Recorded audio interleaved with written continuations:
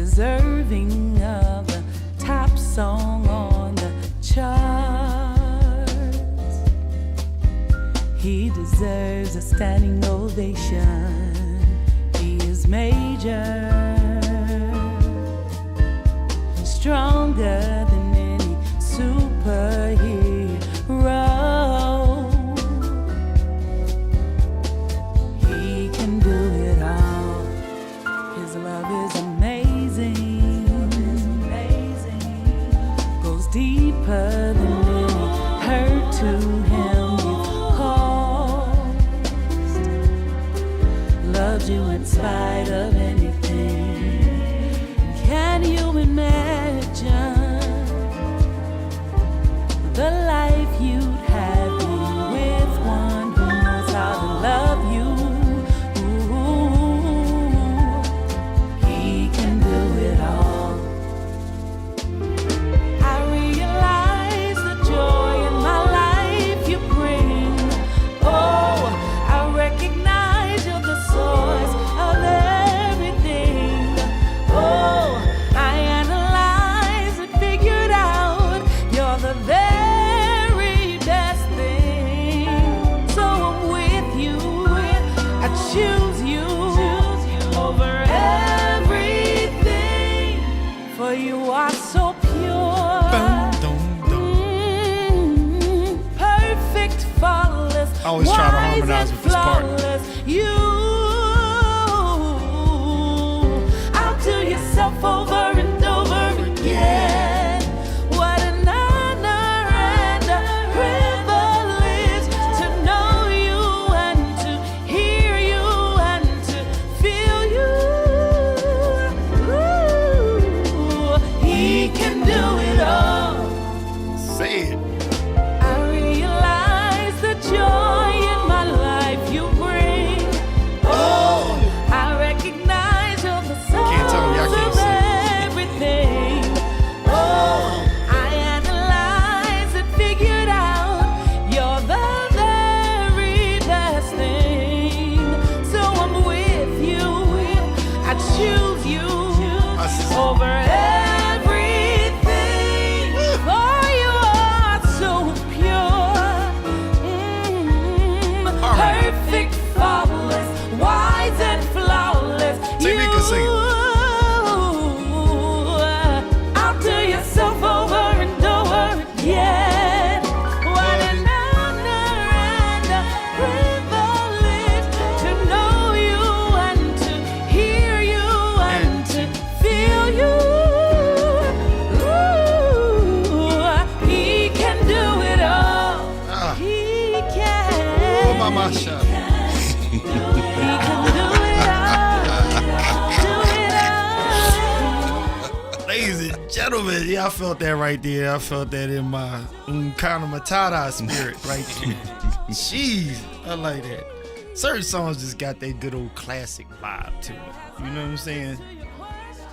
People, welcome back to yet another Between Sundays. And this is a good time between Sundays because Sunday was awesome in general. Amen, somebody. Amen. Oh, let it finish. He can do it all. Thank you. Let's give a round of applause for Tamika Fergie. All right, once again. All right. Now, yeah, so Sunday was beautiful. Keith Pell's a recap. I had me a good time. And my own selfish plug right here. If you didn't see the pictures, you check them out and look at all the musicians that were there, people that sang. Go to Zach's page, check it out. Check out the YouTube. We had a good time Sunday. If you don't know what I'm talking about, actually turn to your neighbor and say, what the ham sandwich he talking about? And then you'll find out. But I was just like messing around while I was getting stuff together on the low, because I'm about to turn it over to none other than two people that I've been spending a good amount of time with. I love these brothers. They are special to me. Not the only ones, but these two right now, just being in the studio with them and their vibes, their spirit. And I enjoyed them playing Sunday. They really did a thing. And Jay showed off. he was doing some trinkling in the organ. I was like, yeah. And Darian, he was multitasking around the room. Keys and all. My Darius, I know. That's an inside joke. Let me turn it over to Darian and Jay. Y'all take it away. That rhymed. Go for it. All right. Welcome back, guys. Welcome back. Y'all, welcome. Between Sundays, tonight's episode 43. Again, we're a platform where we offer perspectives of the modern church, ministry, operation, and the many nuances therein from the lens of worship arts and multimedia personnel. Been a couple weeks, but we're glad to be back with you all. Yes, sir. Here's what I would like to do. We were in the midst of a series called Titles, but tonight we're gonna put it on pause, and we're gonna do a little bit of Q&A. So as you're coming in, please, if you don't mind, share to your page, maybe share to a group that or share to somebody else's page you think might be interested in the conversation. We believe we are live on YouTube as well. Yeah, I think it's there. I think I might have figured it out now. Cool. It's so yeah, still hanging. It ain't stopped. if you get a chance, check out our YouTube page. Again, you can put in the YouTube search Between Sundays -YY7NI, and the page should come up. All right. Tell me why. So, before we get in Q&A, and again, if you got questions, shoot them in the chat, please. We're gonna start with a few comments. I pulled a few comments from some previous episodes. So I want to start with one from 2 weeks ago. Shout out to Treyway Lambert. Yeah, he was our special in studio guest last episode, which was 2 weeks ago. He also killed on Sunday. Good job. But shout out to him coming and hanging out with us and dropping some nuggets from from a younger perspective, but a younger perspective that has accomplished a lot, has seen a lot, is paying attention to a ton. So one of the comments from that episode, and this was from Dr. Chandra Williams. My bad. Let's start with that one. That's fine. No. Go ahead. You good? Go Okay. You can go with Sandra Williams. Cool. Yeah. So Dr. Chandra Williams, we were actually talking about another comment from an episode before that involved trauma. So her comment was, some trauma is self-inflicted because every musician in Philly should have multiple streams of income because we are not, Philly, we are not a large church city. There's like 15 large churches in the city of Philadelphia. Let me run that back. Some trauma is self-inflicted because every musician in Philly should have multiple streams of income because we are not a large church city. There's like 15 large churches in the city of Philadelphia. And I would also, because I agree with everything she said, I would say every musician anywhere should have multiple streams of income. But obviously, we're based out of Philly, so a lot of what we talk about is going to be the Philly or let's say that the Philadelphia, New Jersey, Delaware tri-state area. And there's a part in this I want to focus on. All right. The part I want to focus on in this comment is every musician should have multiple streams of income. Because it's something that we brought up before. And the reason I want to focus on that is because I'm asking the question, okay, well, why wouldn't they? Nice. Why wouldn't musicians have multiple streams of income? On the surface, one might say, there's absence of financial literacy. Understanding money, how it works, understanding the economy, and how the economy works in 2025 and how it's different. Right. And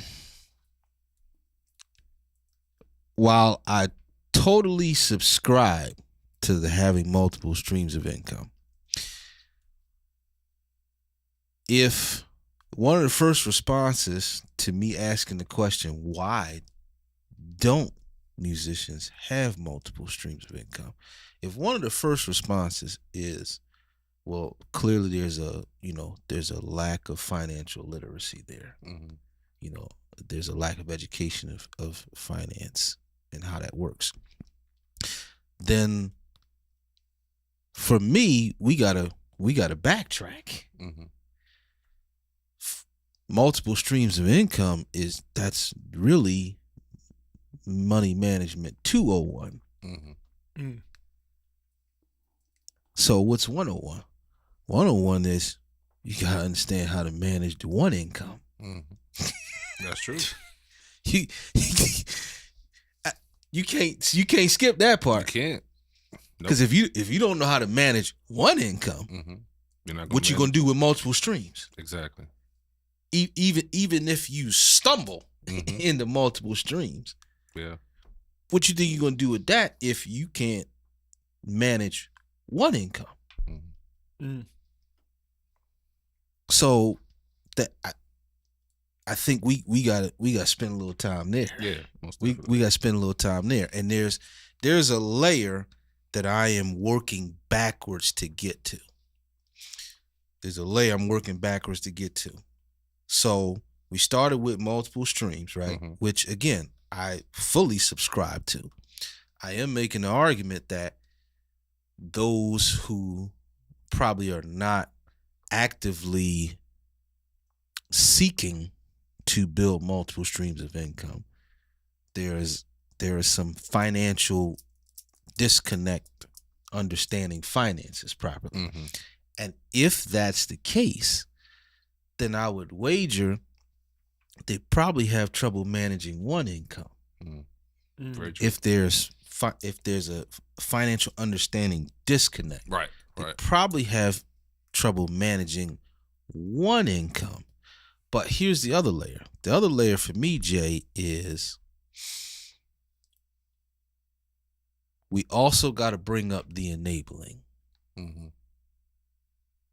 Pels, I'm going back to a word you've used many times. We also got to go back to the enabling. Ooh. Therein, who's enabling? The churches that's hiring them. Yep. Mm. Very true. Right there. How is the churches hiring them, enabling them, and causing them to not understand that they need multiple streams of income? Well, it's a domino effect. Mm-hmm. Let's look at the domino effect. Because our churches don't really investigate or even ask about the person. Right. They're just looking for the skill Exactly. because they got a need to fill with the skill. That part ain't even coming up. Mm-hmm. Mm. Mm-hmm. It's not coming up. When does it come up? It comes up much later. Right. It comes up much later why? When, the musician asks for a raise every 3 months. Right. That's true. That's when then it's like, wait a minute, brother. You are you out here, young brother, young sister? Do you believe that the church is able to pay you a living wage? Do at that point, do you not understand? Do you not have some financial understanding about maybe not putting all your eggs in one basket? My gosh. We ask that now. We start to wonder about that later, and I know somebody might say, "Well, why is that the church's job?" Well, to that person, and then I'm passing it to you, Jay. Yeah. Let me ask this, okay? My question is, in the corporate world, don't they usually ask for a resume or ask for you to fill out an application? Or some references. Even if let's take references off the table for a minute. Mm-hmm. Let's just look at the bare bones of, let's say the entry level jobs, you got to fill out an application, Mm-hmm. and the application is a form of a resume. Mm-hmm. It's a form of a resume. Why do they do that? No, they're trying to figure out something about who they're hiring, other than just that they can do the job. Mm-hmm. In the church world, we don't do that very often. Right. And if we even, as a church, we even just ask them to give us a resume just so we get to know you and your background and journey. Mm-hmm. Well, guess what's on that resume? Work history. Mm-hmm. Exactly. Where you're currently working. Right. And now you can kind of see, okay, now this person, they're doing this. They're not relying on the Sunday envelope to live. Mm-hmm. Or you can see that looks like they are. Yeah. And again, that's a layer that we never really get to in conversation. Yeah. That's true. We just we leave it at the, these musicians, they don't understand how to make a living. Mm-hmm. They got it all twisted. Okay, I'm not necessarily arguing you when it comes to a segment of musicians, but why do they have it twisted? Mm-hmm. And why do we keep hiring them? All yours, Jay. I'm going to take a little bit different approach on this one. I agree with everything my bro said. So I remember when I was searching for a secular position, Mm-hmm. one of the main things that I remember about looking at each and every position is when you look online at each and every position, from the get-go, it tells you salary. You're in my head because I was going there later, but go ahead. You have the option now, before you even talk to anybody, Mm-hmm. you have the option of saying, this can work for me. Yeah. Or I need more. And to your point, because I don't want you to lose your thought, to your point, it's normally a range. Mm-hmm. Yep. Because obviously your Experience matters. But continue, please. So that was one of the things that I realized, that in the big scope of ministry, the church has never adopted. Mm. So in the young lady, I don't really know, this Trey's mom? Yes. Okay, Dr. Chandra Williams. So I want to focus on the part that says self-inflicted. Mm-hmm. Now, we can't really say self-inflicted if we're going off the basis of what we don't know. Mm-hmm. And what I have from this, there's only 24 hours everybody gets in a day. Correct. No more. So what you do with those 24 hours, I've learned and I've watched musicians over the years. And there's one thing that I've noticed, and I could be wrong, correct me. Okay. There's one thing that I've noticed. Most musicians that have a day job usually lose practicing. That's interesting. Usually. That's interesting. If you have a day job, usually, I'm not saying everybody, because everybody's different, but from my perspective of the ones that I've seen that have usually had a day job, they don't have the time, or they're tired, or they have families. They usually don't have the wherewithal to just practice for the hours that's necessary. Mm-hmm. Now, that being said, you have the young musician who has nothing but time. Yeah. We've all been there. Mm-hmm. Nothing but time on your hands. You have nothing but 8 hours, and you enjoyed being in the house. After you get done Sunday, guess what? Monday, you woke up, you had a keyboard next to you. All you did was practice. And guess what? It was from those practices that got most of us where we are now. Mm-hmm. Because if we was to be totally honest, most of the musicians that we see on a daily basis, especially the working ones, Mm-hmm. don't have the time to sit and practice every day. It usually does not happen. I'm not going to say it doesn't. It usually does not happen. So when you say self-inflicted,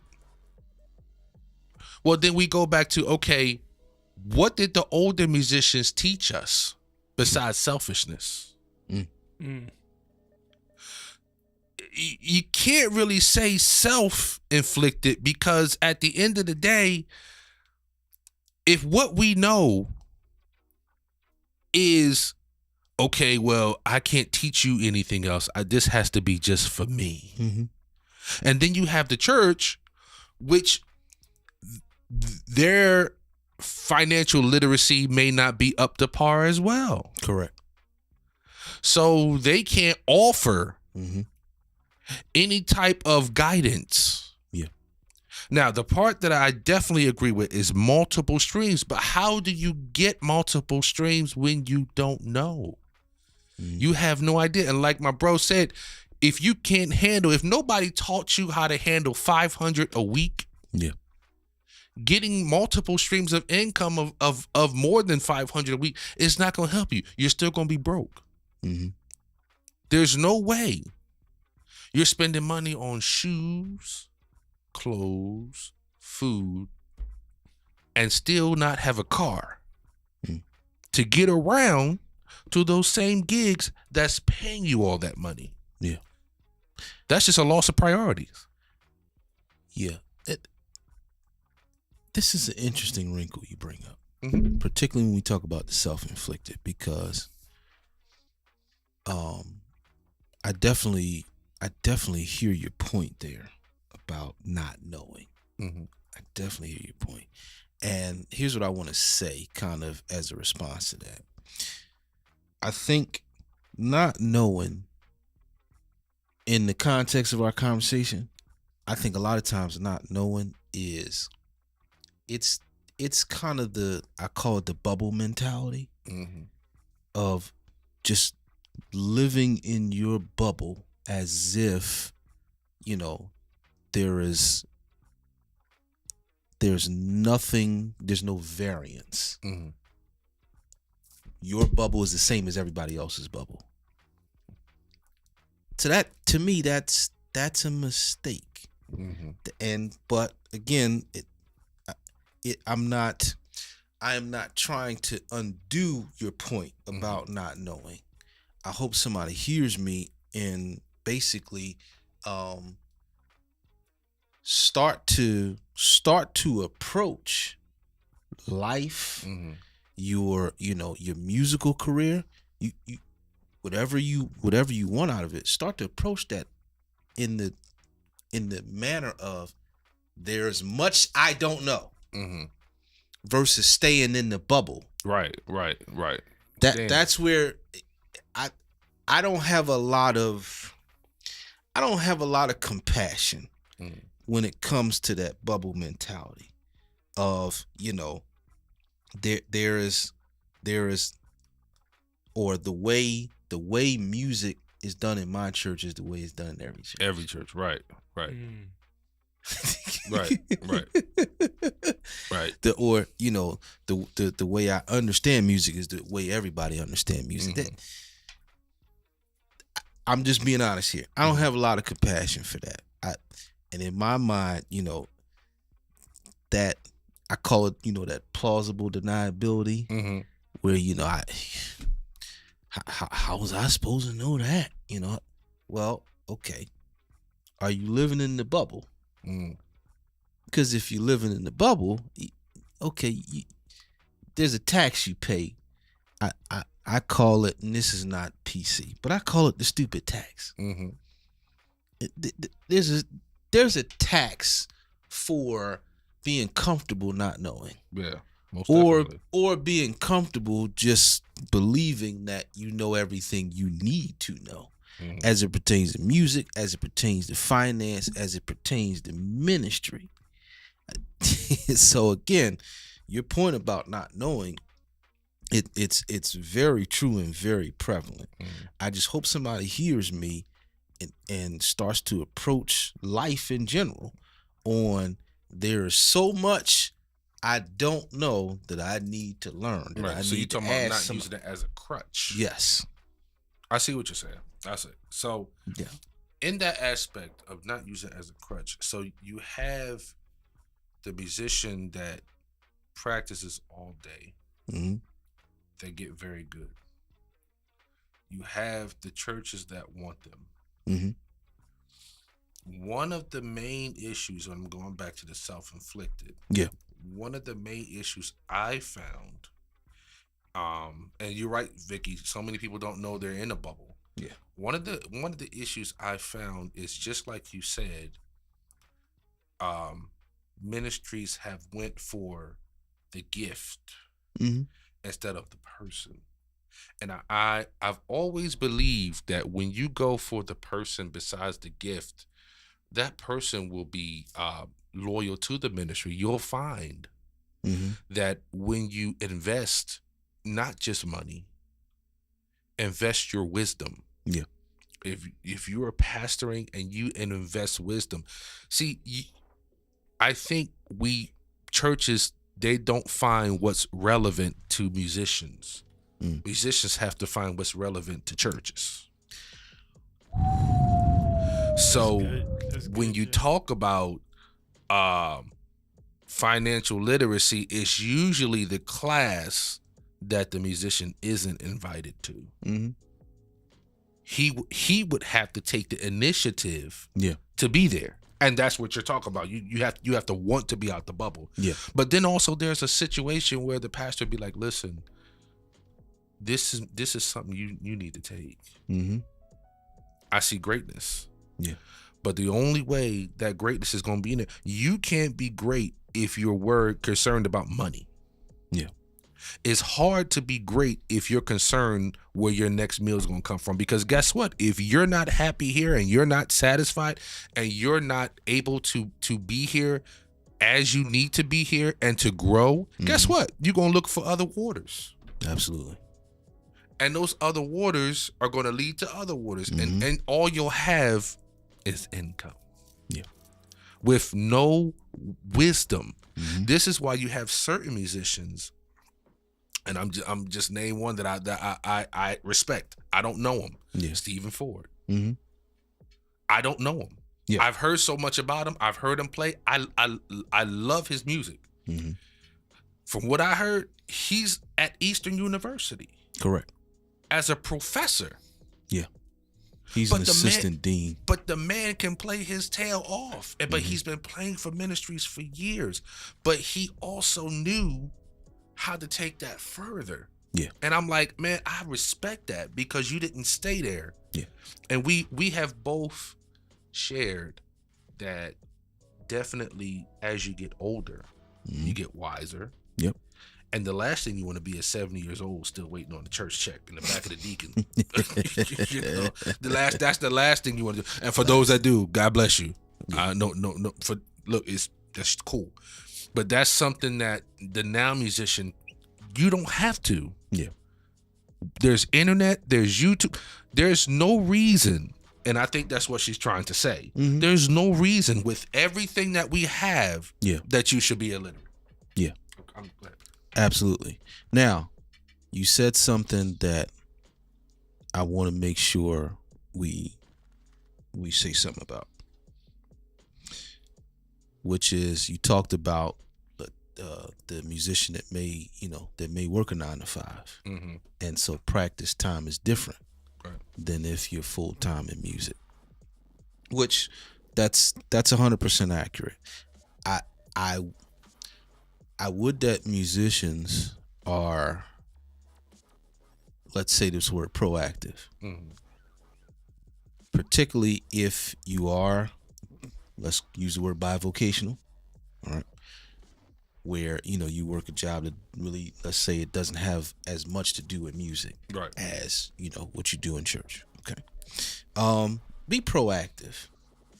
Don't wait until the music load gets heavy to then say, I work 9 to 5, so I ain't got this type of time to learn these amount of songs. Mm-hmm.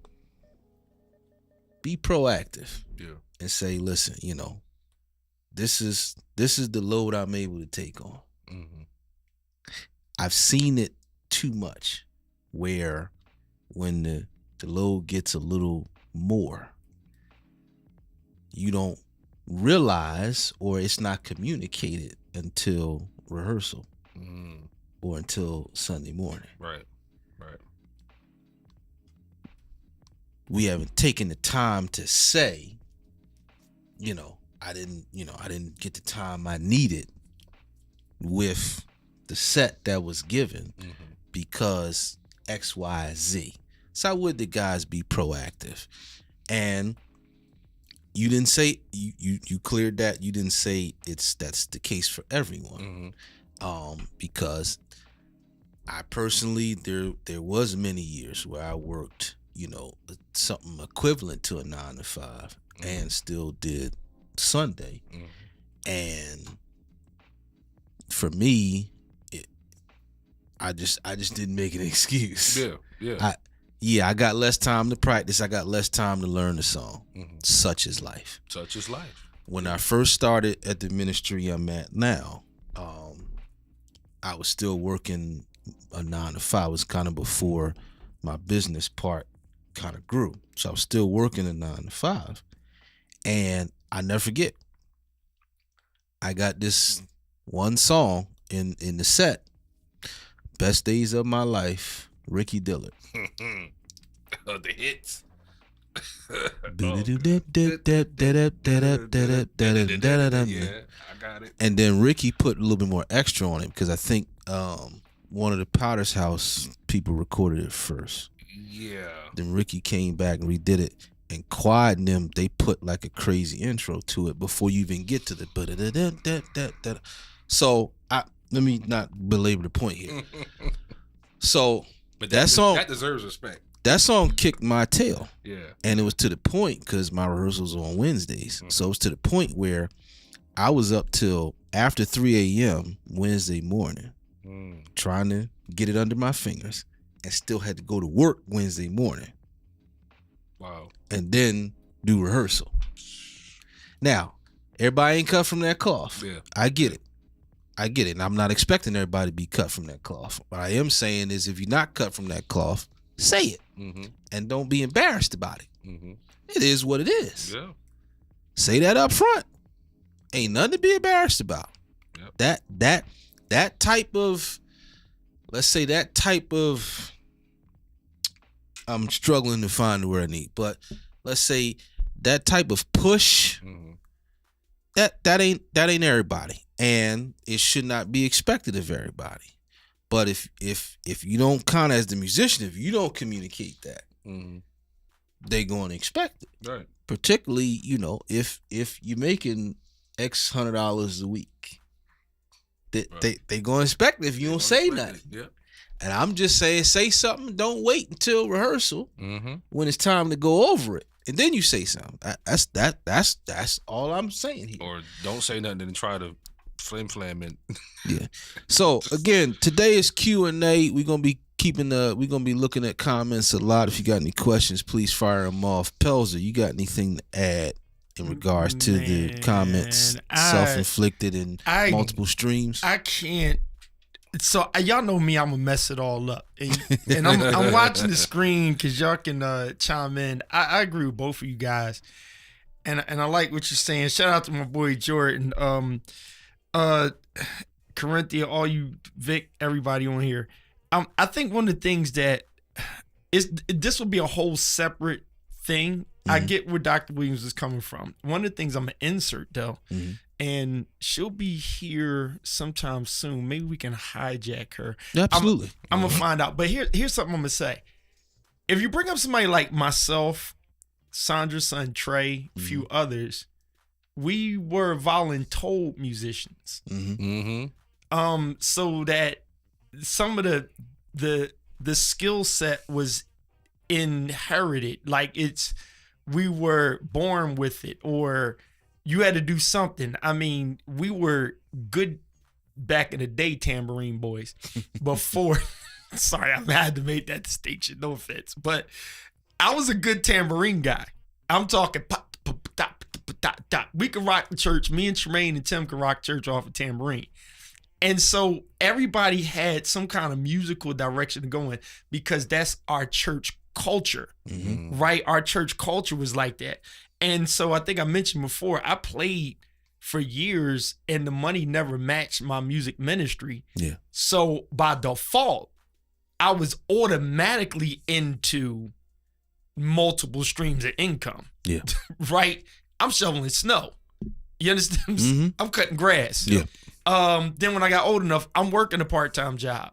Then I'm working a full-time job. I'm working at the post office at night and then just getting a nice decent amount of money on Sunday, still playing for 4 choirs. Yeah. So my mentality was never into, I'm depending on my skill set to make the room for me. It was the church will never be able to match what I can make secularly. What I'm seeing now is there are young musicians that are all into trying to live I have a job, I'm taking care of home and a family on church that they did not grow up in. So then the next thing expanded to, and I'm concise in this. Yeah. Now I was not going to insert this, but you have to insert it. Is your church facility, as Fatima's husband said, Gene, is it a production facility or a nurturing culturalistic facility? Yeah. So when you're the size of King is on here, when you're the size of Enon, the machine is big enough to look at it like a corporate machine. Yeah. It's Costco's. I'm not going to say the other word because, we boycott, whatever. Yeah. But it's Costco's, right? It's that big. It's not a mom and pop store. Yeah. The mom and pop store is not obligated to have the loading dock in the back where tractor trailers can pull in. No, everything comes through the front door. Yeah. It does not have self-checkout machines and stuff. It's one counter. And many of our churches are one counter corner stores and they're not Costco's. Yep. So therefore, we're trying to add in all of the check boxes of the big warehouse churches into our mom and pop shops. And therein lies where the musicians get messed up, because most of the musicians and singers, Corinthia, I see you, but we ain't even touch the singers now. Yeah. Because I'm from a day and age where it was like, singers get paid what? For what? Everybody sings in my church. Yeah. So you're not special. Now it is that thing because members are like this. And they're like, hey, this is Sunday. I'm referencing, we were all at Zach's program. The majority of us who were there, it was singers. Listen, musicians. I'm a musician first, standing for musicians. But how about them singers? How about it? Because some of them people was singing for 4 choirs. Yep. And they probably ain't get and put offering in. So let's put it like this. If the singers said, hey, we protested because we need the chicken sandwich or something, right? Yeah. All we got is a jam session. Yeah. Facts. My God. And now it was a director highlight Sunday, but you ain't directing if ain't nobody standing up there singing soprano, alto, and tenor. That part. So you doing this, ain't nobody doing nothing. Musicians like, we don't need you to do this because we direct ourselves. Yeah. So the thing is, if you are at a production standpoint of view, then everything has to kind of be paid for And I don't mean pay like it's not supposed to happen. I'm saying that's the excellency. So I'm going to tie it into Jay's point, and Darren, you take it back because I'll get the rambling. Like he said, with full-time musician, the person who's a full-time musician, right, and you don't have multiple streams of income, you better damn sure know that you got your stuff together. You know how to play in every key. You know how to deal with people. You know how to deal with attitudes. You have self-control. Yeah. You are on time because the salary you're looking for, it comes with the skill set, and the people that are going to pay that money, that can pay that money, they expect that. Expect it. Now, the other people that will pay you that money, that can't afford you to pay that money, is like people that buy the new Jordans and can't afford it. Right? And that's where the recycling of the problem comes in at, because what they have not realized, I'm telling y'all, I've been to churches like this. Yeah. They're paying for music ministry that they have no momentum to follow it. Wow. Y'all got a good shout. That's good. The pastor he closed and you tuned him up good, but it's just like your ministry's not, your sound system ain't even right. Yeah. But you had 3 of the dopest musicians at your service. Where are we going with this? Yeah. Y'all see what I'm saying? Absolutely. You had the best singers in the house. Where are we going with this? Where we going? All right. So That's my rant. I'm sorry. So I have one more thing with this comment before we get to the next comment. Again, guys, we are taking any questions, general questions, particularly music ministry. Yep. Woo. Woo. Uh-oh. Woo. Yep. Wow. Jordan, wait, let me say this real quick. That is the reason. So I'm going to take what Jordan said. I like it. And Julian re-emphasize this. This needs to be unpacked, and I'm not saying I got the answer or we just all got to accept what Jordan said, but I'm on the same page. I never saw gospel music as a sole purpose of it that you As could a just career. live off a career, right? No. I don't care if you making 6 figures in it. I just personally never seen it as a career. I went out in the streets with what I had from inside. Now the caveat is, I do not believe in taking advantage and just saying do it.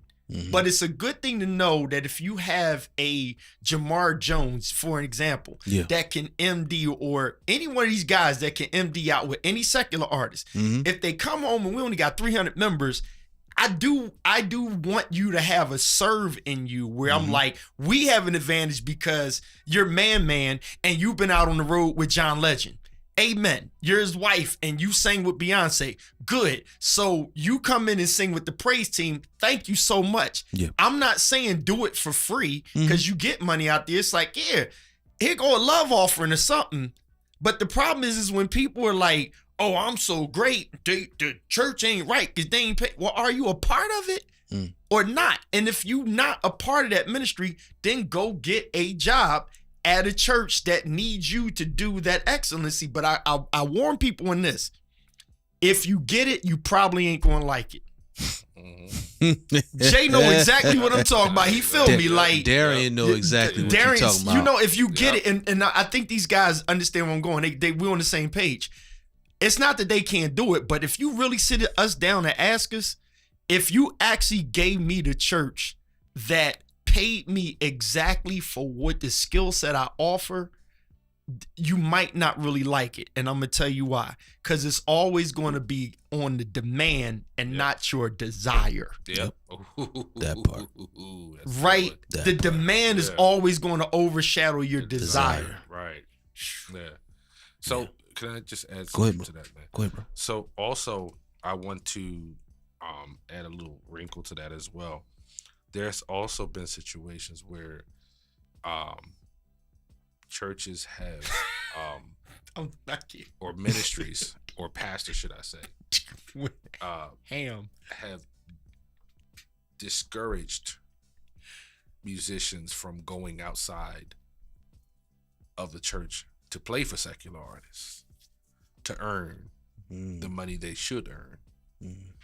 And I'm like, okay, you can't have it both ways. You don't want the church to be charged, but yet if I go out here now, I'm playing for the devil. Yeah, I've been told this. Yeah, that was whack. Yeah. I'm like, okay, if you don't want me to play in here for a fee, but yet out here, which in my mind is no different than IBM, working for IBM. Correct. However, out here, the same devil that's in IBM is in working with any one of these artists. Like, I mean, either way, it's out here. Yep. I never saw a difference as in playing. It's a job. Yeah. So if you're going to tell me that I should get a job, it should be no issue playing for somebody like Music or Jill or Flo. It shouldn't be an issue. Shouldn't be. And then I should be able to come back to the church and not charge you anything because I'm making the money I need to make. But don't discourage me from being out here. Yeah. Hey, I got over that quick. I'm gonna tell you. I got over that quick. let me tell you something of these musicians. I'm one of them kids that if you tell me the Lord is in this building right now, I'll be like, where? Cause he ain't in row number 5 because they cussing each other out. I was an ignorant church kid, right? You know, I'm gonna test you on what you said. This is the last time the enemy. So when the enemy do it the next week, I'm like, use a lie. Okay, I was one of the people. Yeah, I'm a preacher's kid, and once my dad was like, "Listen, you can do hip hop in my house, but I don't want to hear all the cussing and the booty talk." Yeah. I said, "Okay, cool." And then I was like, "Yeah, Dad, they want me to come to the studio. They want to pay me and stuff. Go ahead, son, do it." I was like, "Well, shoot." And my daddy told me, "I'm good." They rules was you gonna have your black and you gonna have your black behind the church on Sunday. Yeah. And I was like, I like them rules. I'm like, can I stay out late on Saturday? Absolutely. But your behind better be on that organ stool on Sunday morning. I was like, cool. Them the rules. Cool. And my dad allowed me to learn what was out there. Yeah. I came home, them Negroes was smoking weed in the studio, and you couldn't have told nobody I wasn't smoking. I wasn't, but I smelled like I was smoking. And I swore I was going to get in trouble. And my dad said, you know, you get high. That's kind of like one of the dumbest things to do. Back then, I mean, it's common now, but so no offense to y'all. It's common now, but back then, it was a whole different thing. You get drunk, you crash my car, it's going to be a problem. I was given this space. So when I went out on the road, I was going on the road, and famous artists, I'll tell the story because I said it to their face. They know about it. 2 famous artists, gospel artists. They basically told me I was working for the devil. And when all hell broke loose in their life, I was like, so was the devil in your choir music? Yeah. I'm sorry. Right. I'm just keeping 100%. Somebody need to hear that. Was the devil in your album? My goodness. But thank God for reconciliation. It was the devil And in there- that. Was the devil in that casino trip? I'm just, amen, somebody. I'm just Right, kidding. And right. see, we don't talk about stuff like that because it's basically like sin is sin, right? And so if you're doing unto the Lord, got it. You know what I'm saying? You're serving. There's a choice between you and God. Then again, back to that whole church thing. Yeah. If they're running it like a business, that is a different situation. But secular stuff, it's like you have to understand the difference between sinful, sacred, and secular. Yeah. Right? Some people will fight me on this and be like, it's not 3 categories. It's either sinful or sacred. I'm like, no, sinful, sacred, secular. Yeah. Right? And like Jay was saying, your IBM job is That's a good. secular job. That's good. It's not sinful and it's not technically spiritual. It is secular. Secular. That's it. Right? You go to Chick-fil-A. It is a secular place to eat. It's not a spiritual place because most church folk go there. Popeyes is not sanctified, nor was Churchy's Chicken. Right. They're secular places. So when you're playing, it's a skill set. When you're taught piano, in most cases, it's not. You weren't taught spiritually. Right? Right. There's a secular element to the majority of learning. How you apply it is different. So fight me on this. Do you apply a spiritual walk to the gym? Do you apply a spiritual walk when you go to watch the X-Men? That is not spiritual. You watching a movie because that's what you feel like doing. So if you're using your talent, right, and your spirit ain't right with certain artists, therefore you decide between you And the Holy Spirit, that's not for me. You don't have to knock everybody else is doing it no more than you knock the person that works at a store that's racist. They probably need that job. Yeah. So while people are boycotting Target, some of our cousins work there. Yeah. And we're not asking them to quit the job because we protesting it. Right. Do what you do. But if the Lord leads you to pull out of that, then you do it. But stop letting these church people who will leave church, run home, and watch the Grammys. These church people that buy tickets to Beyonce and whoever else concert, but tell you that you can't sing or play with them. Yep. Stop it. Sure will. Stop it. All right? Separate the argument now. Either keep that same energy. I'm sorry. Yep. Man. Yeah, but Pels are holiness is right. Stop That's it. it. You know what? Let me shout out some Holiness watches. is still right. Let me just shout out some watches. Jordan Hammond, Julian Brissett, 1 Corinthian Nicole, Cheryl Spinner Vaughn, Vicky Caldwell Fordham, Good.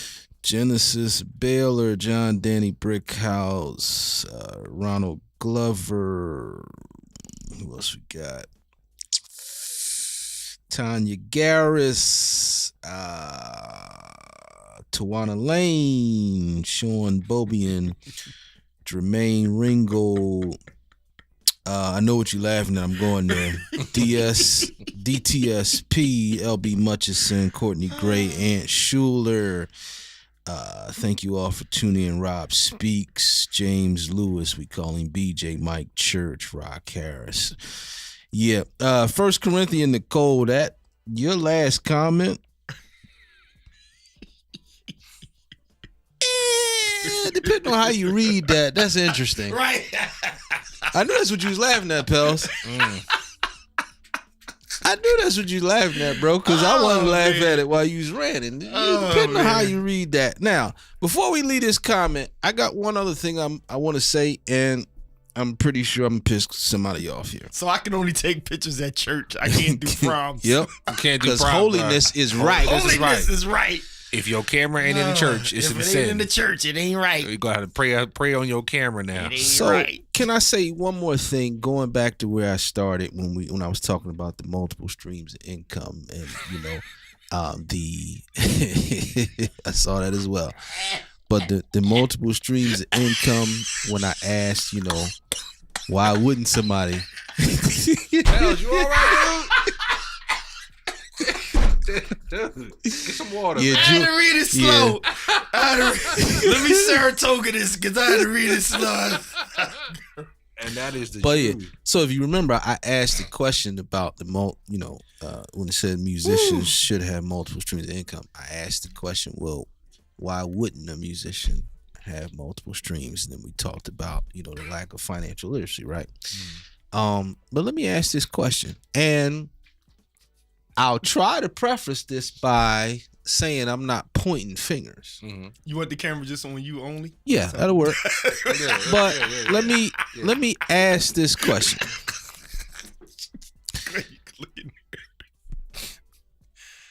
When we think about the musician that may not understand the importance of multiple streams of income, and they're looking to, for lack of better words, live off the church, could it be that they have that perspective from watching the pastor? Wow. Could it be that they have that perspective because they see the pastor has a $50,000 vehicle? Sidebar: if you cut your gospel album at Larry Gold's studio, it ain't holy.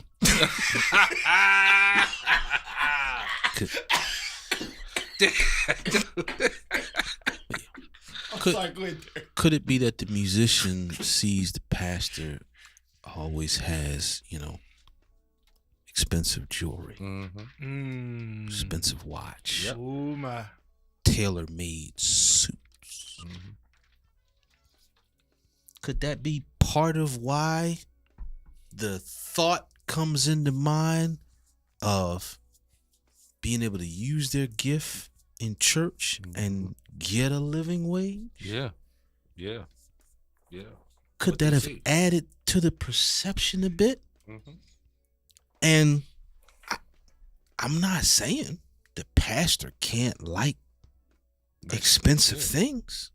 Mhm. I'm not saying the pastor can't drive an expensive car. But I am saying cause and effect That's it. of how things are displayed. I heard a story once, and I'm not going to name names, but I am going to paint it, and I thought it was interesting. Judy Bloom. I heard a story about a prominent pastor that has a blood relative that is a well-known celebrity actor or actress, right? And that sibling gifted him a very expensive vehicle. Mhm. Now, he didn't turn away the gift. He took the gift. But what he said was he doesn't drive it to the church. And the reason he doesn't drive it to the church is because his church is in a very poor neighborhood. Mhm. Mm-hmm. And he said, I don't think that's a good visual Mm-hmm. based on the demographic of the members that I serve. Right. So I choose not to drive that vehicle Mhm. when I have to go to church. Mhm. Yeah. A level of modesty. Mm. Modesty don't mean you can't like expensive things. Of course. Modesty is about how you present it. Mhm. Wow. So Hey. I'm sorry I pissed somebody off, but again, Nah. Wow. could that be part of the reason why a musician Bro. might believe that they can live off the church, particularly if they're extremely gifted? Mm. Bro. Pels. Here's all right, I'm gonna say something that's gonna really mess people up. So I'm happy for my young boy Josh Thomas. Some work he's been doing, Ali, Jesse Mapp, many others. But here's the deal. I've had conversations I'm 53 now, and my heyday was a while back. So I was known the local Baptist churches. People knew me as, the pastor's son that knew how to play the organ. But then my cousin Tremaine, everybody's getting better than me. And I was just like, yo, I can't keep up. But I had more of a creative brain. So when I broke out in that neo soul movement, let me tell y'all what I learned. And shout out to Ty Tribbett's band at, Soundcheck and a couple of those guys back in the day, Derek Hodge, different ones. We had those guys come in to play like more solid or enhance what we would do with 3-finger chords or something. We would get them in and pay them triple scale. Jeff Bradshaw did all our brass. Pay them, we go Larry go for strings, whatever. But here's the thing I'm saying. I watch church people stay in this little rut of, from my day, we had good crew, but then there was that low-key hateration, blah, blah, blah, or judgmental thing. Then there was the when you're getting good, there was always some kind of leader that was like putting fear into people. But because I was a preacher's kid, we was cool and fent of a name. I didn't give a darn what they were saying. You can speak in tongues, you can throw oil around the room, whatever. I didn't give a damn. Say what y'all want. Y'all ain't scaring me. And I got out there and I'm at the 5 spot seeing guys that could play that ain't from church or nothing. And church musicians is sitting there looking like, I'm better than that dude. Not competition wise, but it's like, yo, they can play circles around. And me and James Poyser and a few others, we watched people. That's another thing. He's a preacher's kid too, right? Yeah. So me and James, we the two preacher's kids got out the box. John Roberts, we get out the box. They on the road with C.C. Pennison and stuff and come back. And John's right there at his dad's church on Broad Street. I'm back on 5th and Venango. Me and John is heathens running the street and just showing up on Sunday to play. But I seen so many musicians that I was like, y'all are dope. Y'all can do this too. But the fear was injected in them. And to this day, I've seen people that grew up with me that's still like, yo, I got these beats. I want you to check these tracks out and stuff. And I'm like, dog. Like, it's a whole new generation. It's a different sound. You playing me neo soul stuff that I did 20 years ago. Nobody wants that. And now you're finally seeing that all of the people that was judging you, they all try to take a jump at getting out there. Yeah. Singers, background singers, all they knew was church. They singing background for secular artists. Finally, they went and got that check. After the ministries that beat them the hell up fell apart, and then all this stuff come out, bones coming falling out the closet and everything. Yeah. And we find out, oh, you oppressing me, and y'all the biggest heathens and stuff. And then they're looking at me like, yeah, you a preacher. Yeah, I am a preacher. And I'm serious about the gospel. But been there, did that, done that. Yeah. You ever? Yeah, I did a lot of stuff. And I said, been around the world, can't find my baby. At least I got out. I seen what was for me, what was not. I seen when my drive stopped, and I'm like, you know what? I'm cool. But if you trying to do it, I'm like, here, go ahead, watch this, watch that, watch your money, watch your back, and go, like, do your thing. Yeah. But just know where you come from. It took so long for people to just say, remember where you come from. And to that point that you're saying, Darian, about the role models, my thought on it is, I watch in our church community people that are gatekeepers that they want to be at the top, but they're scared to come outside of the four walls and be the believer in the world, but not of the world. But they're trying to look like the celebrities that are in the world. And so when we're all trying to Stellar Awards and Grammy Awards at a church service, that's corny. Yeah. I'm sorry, I just said it. That's corny. Yeah. And we trying to show off in front of each other and to each other. That's corny. And oppressive one, that's corny. I promise y'all. And it's still happening now. And quietly people are, doing something. And when when you get the respect, when you can show I'm on this album. Yeah. Now everybody behavior shift towards you. But long as you out there and you ain't on nothing, or you ain't got no receipts to show that you with the celebrities, you in the studio or the record coming out, people still judging you. Yeah. But once you come with the receipts, they all shut up. They quiet when you got the receipts. So shout out to everybody with the receipts. And there's another Grammy Award winning producer sitting right behind me. So, yeah. So I'm like, yep, shout it out.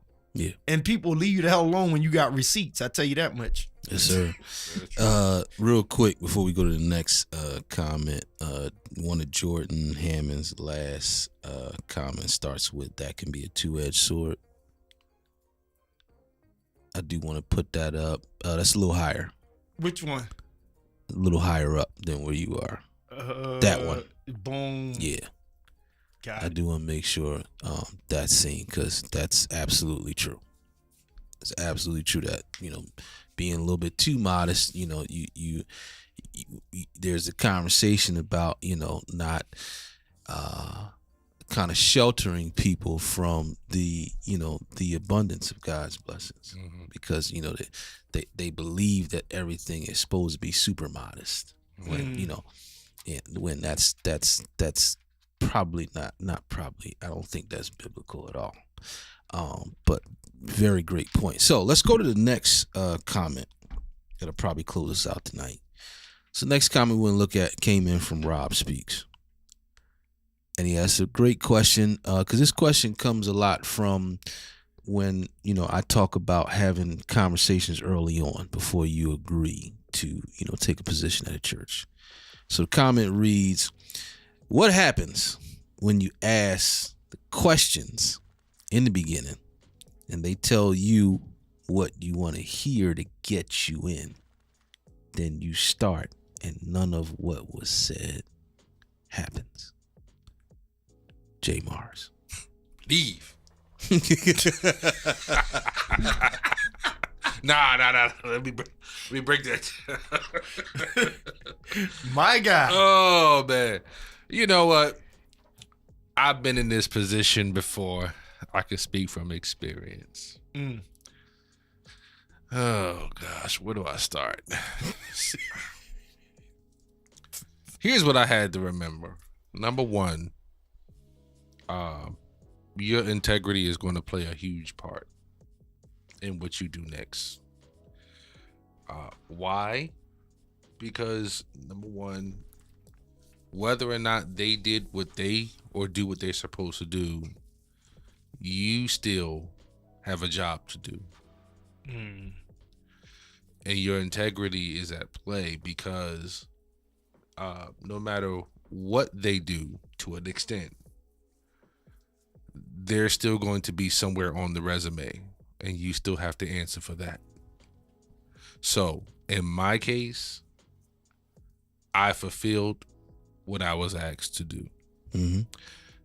I tried to have a conversation. The conversation was not very welcomed. It was more on the hostile. Mm. Well, we brought you here, and you took. I don't want to say took. That's the wrong word. You knew I accepted the position, and then I resigned from somewhere that wanted me. Yeah. Mm. I'm gonna say that again. Yes, sir. I resigned from somewhere that actually wanted me, and went to the ministry, and then it wasn't as okay. Let me say it like this: it's not that it wasn't said; it wasn't all honest. Mm-hmm. They left some things out. Oh yeah. And so when they left some things out, it wasn't that they didn't tell me the truth. They didn't tell me the entire thing. Yep. Fine print. The fine print is what you got to be careful of. So when you have situations like that, the best thing I would tell you is to, according to your integrity, you have to make that decision on, because you, either if you have a family or if you're single, you know what your household is like. You don't have to take anything from anyone. Just remember, especially in ministry, what you do follows you. Mm-hmm. Mm. I don't care if you're justified or not. What you do will follow. Why? Because the church circle is like this. It's very small. Mm. It's a big world, but the church world is very small, and somebody knows somebody that knows somebody that know you. Yeah. And so I chose to keep my integrity intact. I left right. Mm-hmm. I ain't cussed nobody out. Yeah. I left right. I did what I needed to do. I did my job. And when I said I was done, I did my job until I was done. And that's it. But yeah, this is gonna be interesting. Obviously, couple of Julian Brissett's comments. It hits one aspect of it, which he talked about contracts, putting things in black and white, which totally agree. yeah, that's one aspect. Let me take a different road. All right. Because I'm always going to be a champion of self-reflection. Always going to be a champion of self-reflection. So let me read the question again. It says, what happens when you ask the questions in the beginning and they tell you what you want to hear to get you in, then you start, and none of what was said happens. What do you mean? What happens? So Ask. the none, that's the part that's kind of sticking with me. The blame goes on you. That's where it's going. You heard what I said first? Leave. Right. So when you use the word none here, they tell you what you want to hear to get you in, then none of what was said happens. Yeah, that's strong. That's a strong word right there. It takes us back to our original series. Our second series was Red Flags. Mm. It takes us back there. So it's hard for me to ignore or not ask the question, okay, what questions were you asking? And not only what questions were you asking the people across from you representing the church, what questions were you asking others who were familiar with the church but not a part of it? Mm-hmm. Wow. What questions were you asking there as well? what kind of research did you put behind it? And if we're honest, all of us are guilty or have been guilty of this at some point. And not only have we been guilty of not doing the research, but let's be honest, also church officials, you guys have been guilty. What have you been guilty of? You've been guilty of throwing out a number that you feel will reduce the amount of questions you're asked. Oh, wow. That's a good one. That's good. Very I see true. where you're going there. Yeah. I like it. I like that. Very true. Oh, there's pretty plenty good. of churches, particularly ones that had a resource. Mm-hmm. Oh no, listen.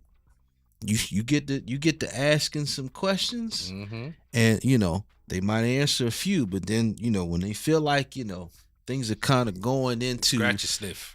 into an area that they don't Scratching want to too really answer. You're scratching too Well, much. then it's like now you don't have to play the auction Right. game with them. Right. Now you about to Normally, you got to play the auction game of they don't want to tell you what they're willing to pay. They're asking you, what are you looking for? Right.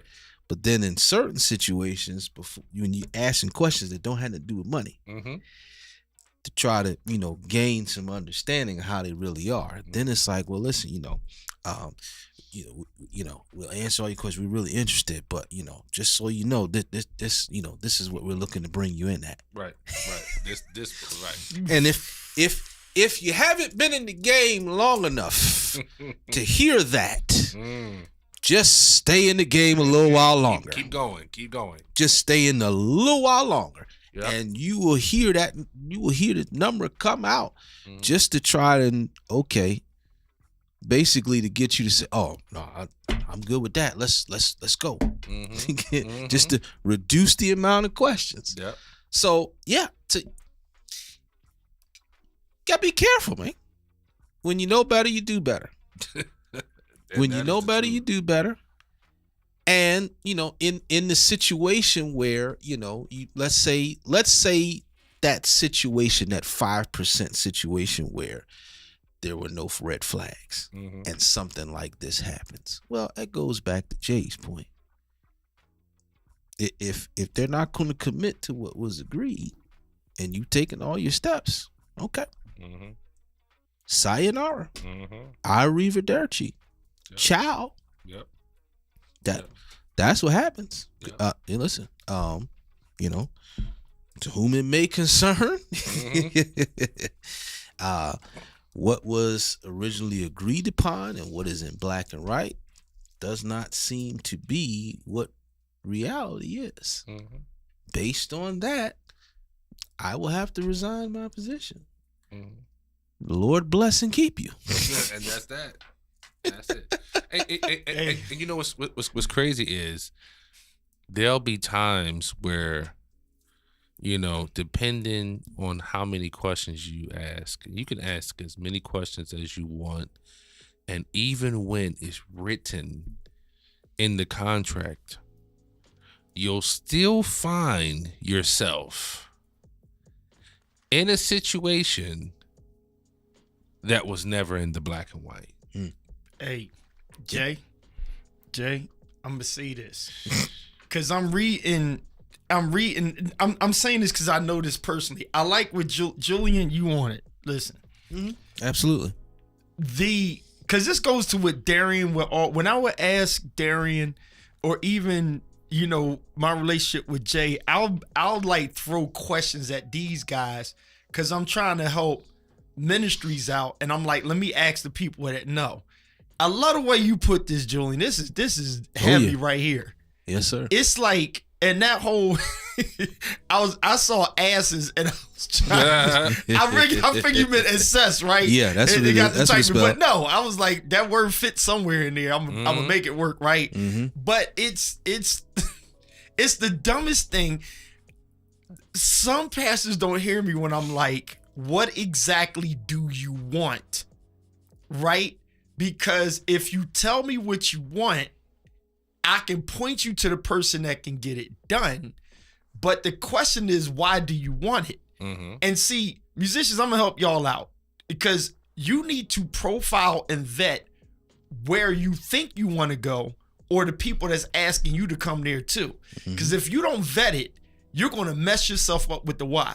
I play at a church on 2 Sundays out of a month just for a season, and we're good. We have a great time. I told these guys some stuff that'll make y'all laugh.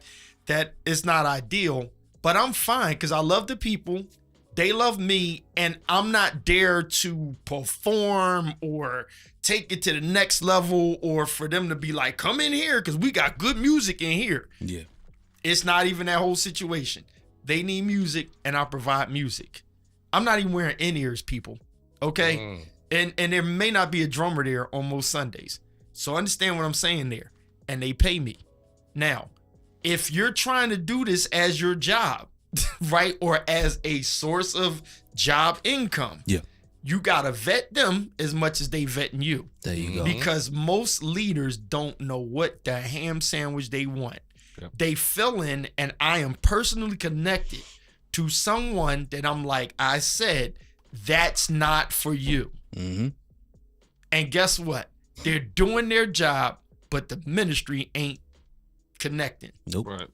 They're doing an excellent job, but the ministry is not the type of ministry to connect. Yeah. So it's like, Chuddy was one of my guys. I seen Chuddy play places like, why is Chuddy there? Yeah. I'm keeping it a bean, y'all. Yes, sir. I'm like, why are you there? Because I didn't look at him like he needed the money. Yeah. I'm looking like, no, they offered it. He's taking it. But I'm like, what is the production and outcome here? Yeah. And then it's no wonder why musicians are running from here to there and they got 5 different places to go because everybody's just throwing out something. And we are, there it is, therein, the enablers. That's right. Rather than sit down and say, here's where we want to go.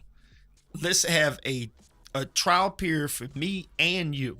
Because if the Lord tells me to start on ministry, I'm coming at 4 musicians. And with them 4, I'm also looking at what's y'all relationship so that if Julian's out of town, you going to send Scoot in. If Darian is my main guy, yo, can Jay be your backup? Yeah. I'm getting backup quarterbacks, people. I ain't trying to be in the Super Bowl without. So that's a whole nother problem. We sitting here trying to get to Jalen Hurts, but we ain't even looking at who's going to be the backup quarterback. Yep. Ministries, you got a problem if you only trying to get star players and you don't even have a line. So what is your purpose at this point? So what, you got a dope band today, now you don't have a dope band. Yep. Uh-oh. Or times is hard and people ain't put money in the plate. Uh-oh. See? I personally think that musicians, I'm going to raise the bar here. I think that musicians need to be, they should have, what's the word? Stocks? You should have some kind of equity in the ministry. Sorry. That's a good one. Sorry. Because you know why? Because then you pay them what they ask for. Y'all come to a nice agreement, and somehow the Lord moves in the ministry done went. Now the 300-pound gorilla in the room is it because of the music ministry? Is it because of the sound? Because we doing 90 minutes of the service, and you only preaching for 30. So is it the preaching, or is it all together? And if it's all together, then why ain't we growing together? Because now you want to keep me at the same salary, and even though you promised a raise, you giving me a penny of a raise, but the ministry is making buku off our sound. The demand has gone up, and you still try to keep me at the same pay. See that? Oh, yeah. That never works out. I'm a team player, y'all. That's a never good conversation. That's never a good conversation. Equity in a ministry. Yeah, Yeah, equity. that's Equity in a ministry, Equity, pals. yeah. Equity, man. Yep. that's good. Cause The see, I'm a smart musicians. guy. I'm gonna make it like the organ. If the organ is jacked up, you don't get to just walk out and be like, "Yo, y'all got to fix that." I want you to have a personal relationship with that Hammond. Yep. I'm keeping it a buck. And if you bring your Nord in, I want us to treat your Nord like a special guest. And the reason, Pels, the reason why I had to repeat that, Go for it. the music people having equity in the ministry.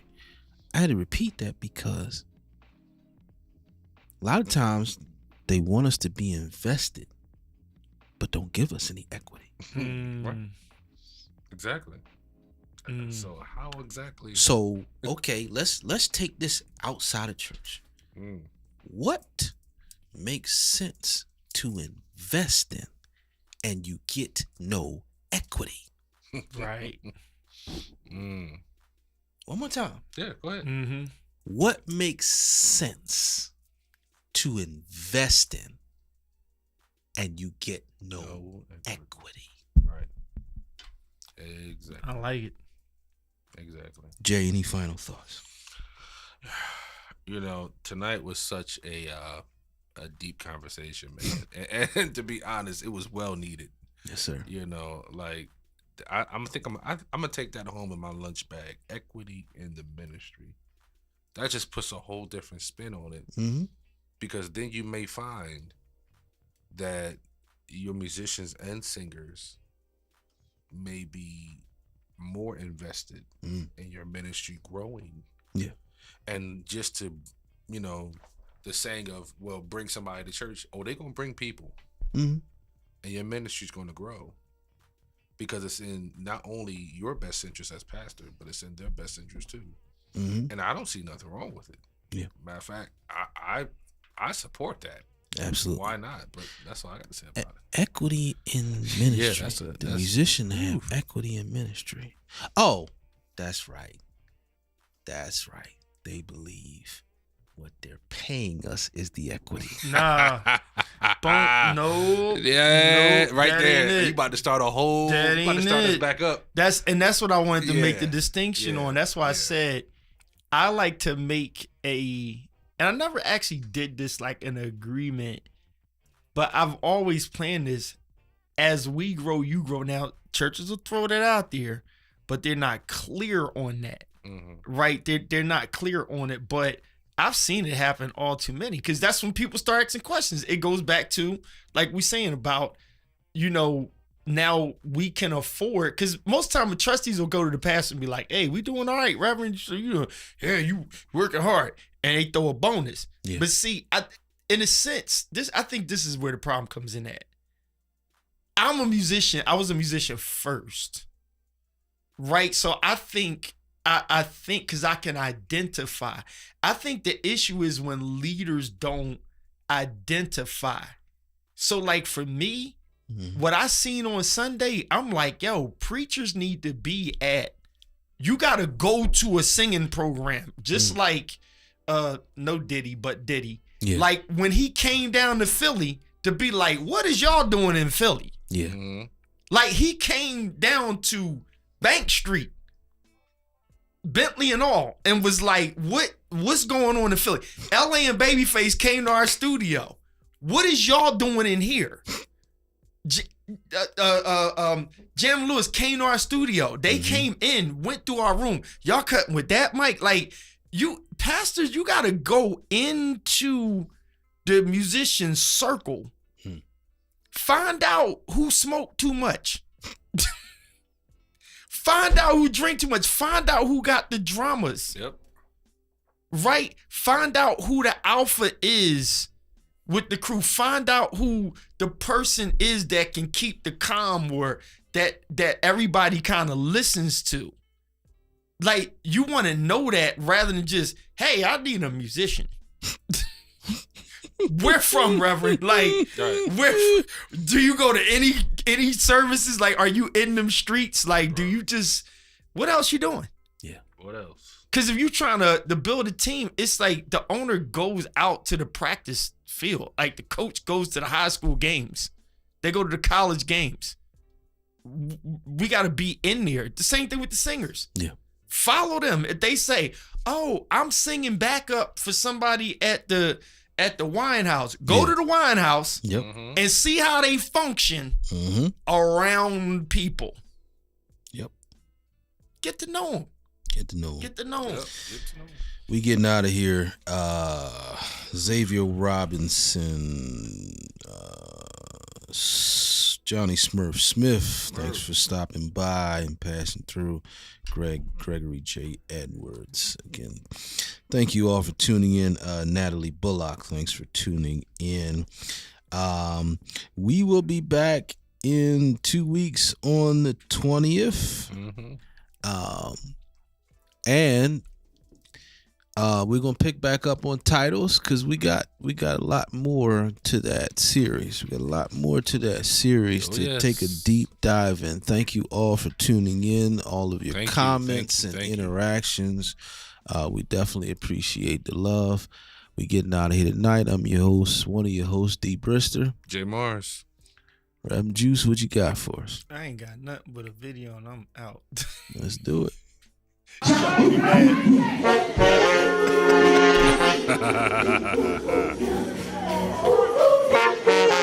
Y'all listen closely to Jay tickle that organ.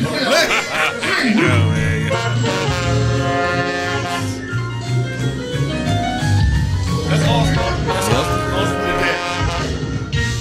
One, two. See what I did there, y'all? Yep. Come on, man. Man, the organ dope.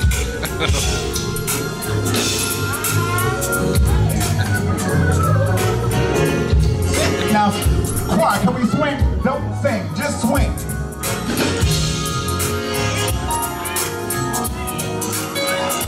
Yeah, Gary.